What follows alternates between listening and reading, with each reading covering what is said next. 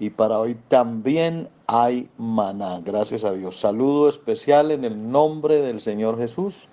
El hermano Héctor Betancourt les da un abrazo fortísimo a todos, deseando siempre las más ricas bendiciones de Dios para ustedes.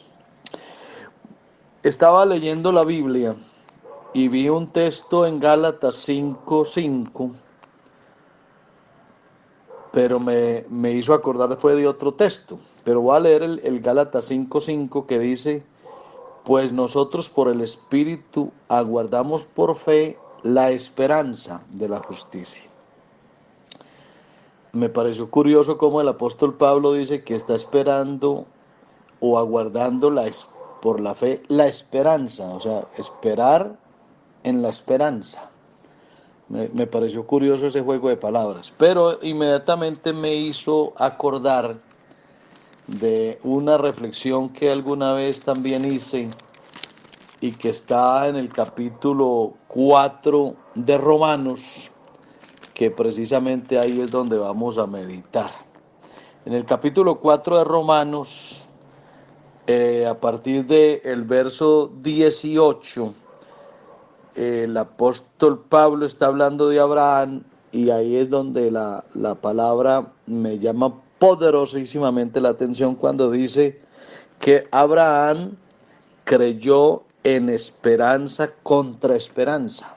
Mire esa expresión, en esperanza contra esperanza, para llegar a ser padre de muchas gentes, conforme a lo que se le había dicho, así será tu descendencia. Y no se debilitó en la fe al considerar su cuerpo que estaba ya como muerto, siendo de casi 100 años, o la esterilidad de la matriz de Sara. Tampoco dudó por incredulidad de la promesa de Dios, sino que se fortaleció en fe, dando gloria a Dios, plenamente convencido de que era también poderoso para hacer todo lo que había prometido. Ahí el apóstol Pablo en esta versión habla de creer en esperanza contra esperanza, pero quise leerlo en otras versiones de la Biblia y aquí en una versión que se llama Nueva Traducción Viviente me encontré esta palabra. Romanos 4:18 dice: aun cuando no había motivos para tener esperanza. En la Reina Valera dice que creyó en esperanza contra esperanza. Y aquí dice, cuando no había motivos para tener esperanza. Dice que Abraham siguió teniendo esperanza, porque había creído en que llegaría a ser el padre de muchas naciones. Entonces mire qué lindo esto. No había motivos para tener esperanza, pero Abraham siguió teniendo esperanza. ¿Cómo le parece, hermano?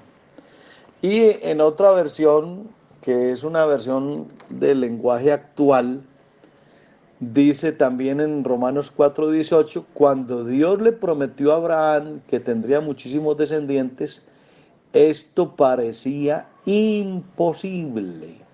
Sin embargo, por su esperanza y confianza, aquí ya este traductor menciona esperanza y confianza, Abraham llegó a ser el antepasado de gente de muchos países que también confían en Dios. Entonces me parece interesante esa forma en que el apóstol Pablo describe la fe de Abraham. Creer en esperanza contra esperanza. Es que, hermano, hay varias formas de tener fe.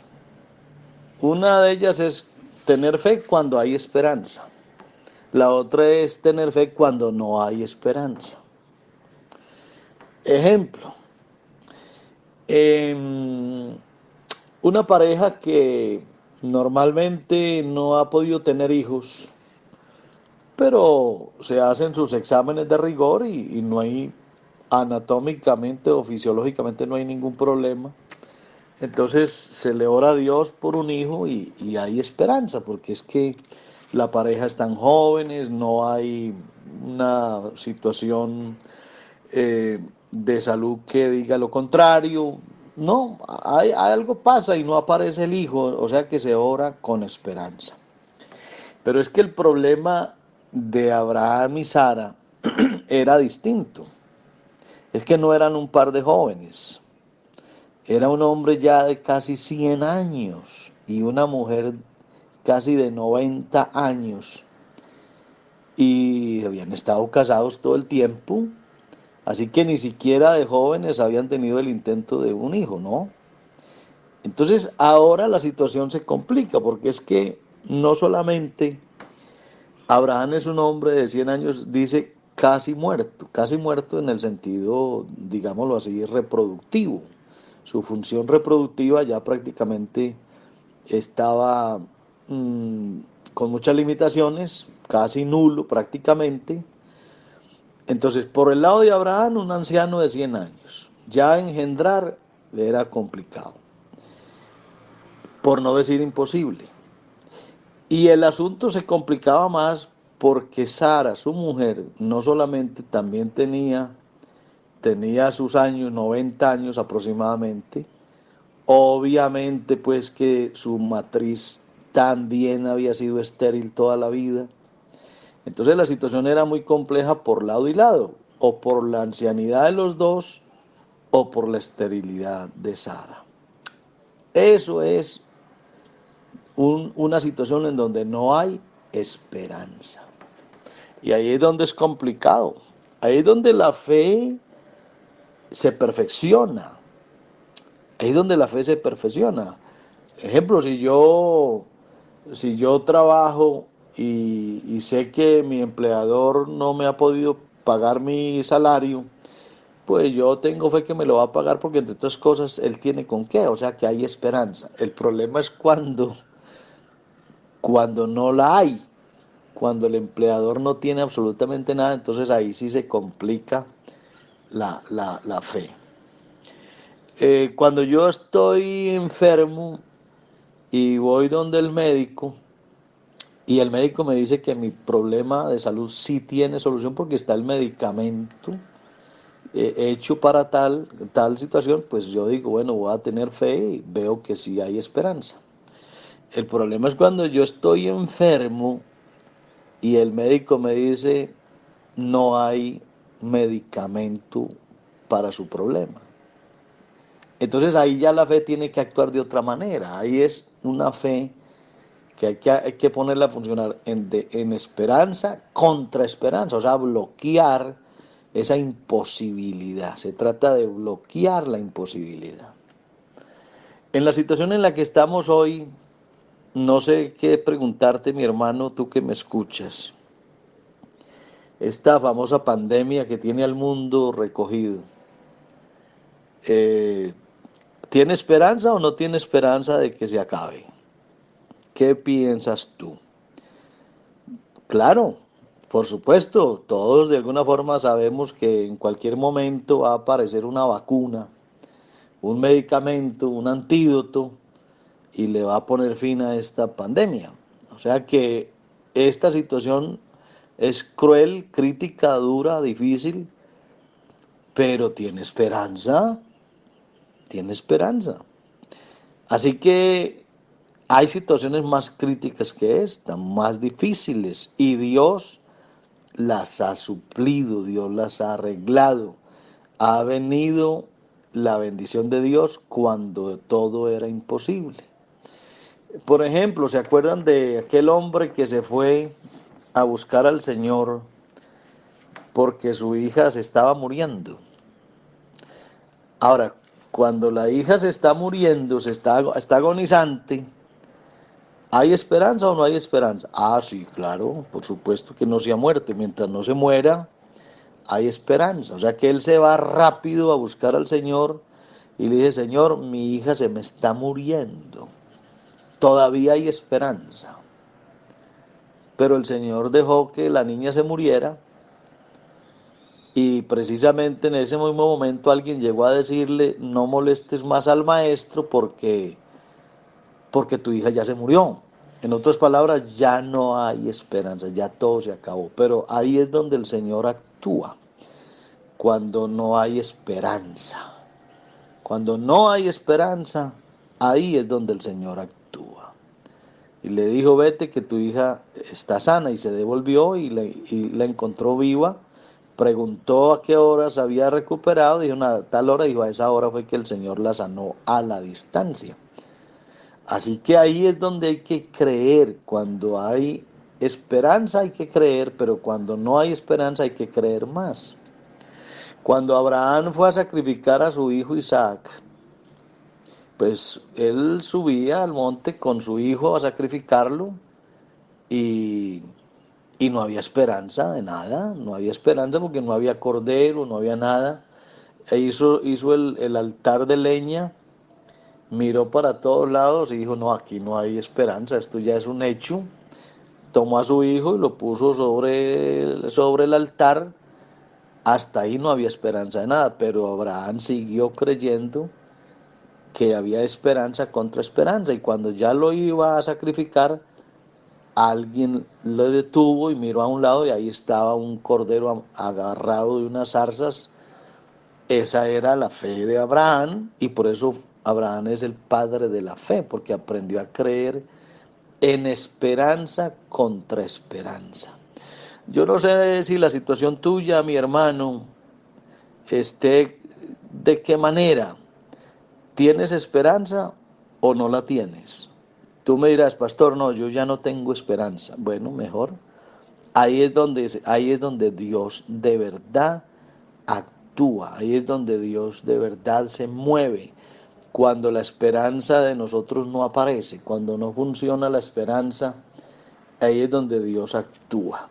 Yo pienso, mi hermano querido, que hay tiempos cuando las cosas se presentan mal, y, y tenemos que esperar solo por esperanza, no más.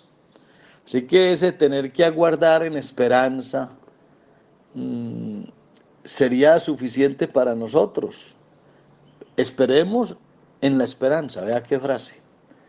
Esperemos en la esperanza. Aunque haya dolor, aguardemos por esperanza. A veces uno no ve señales por ningún lado. Dice, Dios mío, ¿aquí qué voy a hacer? No hay esperanza. Ahí es donde Dios actúa. Cuando el apóstol Pablo estuvo en alta mar, perdido, con unos navegantes, 14 días, no habían visto la luz del día en 14 días, imagínense. Y ahí también aparece esa expresión, habían perdido toda esperanza. Por eso es que el dicho aquel es muy sabio, lo último que se pierde es la esperanza. Y el apóstol Pablo ya había perdido toda esperanza. Y ahí es donde Dios aparece. Cuando uno tiene esperanza o la ve ahí a la vuelta de la esquina, de pronto la fe no se fortalece mucho. Pero cuando ya no hay esperanza, la fe se fortalece. Por eso dice la Biblia, ahí en el pasaje que leímos de Romanos 4, que la fe de Abraham se fortaleció. Dice, se fortaleció en fe. Qué bueno que eso nos pasara, fortalecernos en fe. Nosotros a veces nos fortalecemos en doctrina, nos fortalecemos en el arte de predicar, nos fortalecemos en el arte de servir, nos fortalecemos hasta en la manera de predicar, pero qué bueno que hoy aprendamos a fortalecernos en la fe y a estar tranquilos, a saber que aunque en la ventana no veamos sino la noche, tengamos tranquilidad que aunque veamos la noche, detrás de esa oscuridad habrán estrellas. En el momento no hay alguna estrella, pero eso no significa que no estén ahí. A veces la oscuridad es tan densa que no se ven las estrellas, pero aunque las estrellas no se vean, ahí están. Hay que esperar un momento que se calme la angustia, la dificultad, y la estrella volverá a aparecer. Yo creo que tener un lugar vacío en el corazón es muy importante para que sea ocupado por la presencia de Dios. Me parece que ahí es donde uno tiene que pedirle a Dios que le ayude a salir siempre adelante, a esforzarnos en ser uno de esos pocos que caminan por este mundo con la certidumbre constante por las mañanas o al mediodía o por la noche de que lo desconocido que los hombres llaman cielo está muy cerca de la escena visible de las cosas. Ahí está cerca, hermano, la bendición de Dios está muy cerca. Pidámosle al Señor que nos ayude a fortalecernos en fe, a que nos dé poder y que sintamos esa alegría para que veamos las cosas que el mundo no puede ver. Aquí hay que pedirle a Dios que nos dé ese poder que Él en su cuerpo de carne sintió en el Getsemaní, para guardar esa esperanza, para mirarla desde la ventana donde no se ven las estrellas, o cuando la alegría nos abandone, para que ella permanezca invencible en medio de esa noche y podamos decir con gozo: Dios está de nuestro lado. Así que, hermano querido, llénate hoy de confianza. Nunca dudes de la bendición de Dios. Las promesas de Dios son fieles y verdaderas. Fiel es el que prometió, y aunque parezca que no hay esperanza, siempre la va a haber. Hay que creer en Dios, en esperanza, contra esperanza. Que el Señor te bendiga y te deseo muchos éxitos, muchas bendiciones, y que Dios cumpla con creces el deseo de tu corazón. Abrazos para todos en el nombre de Jesús.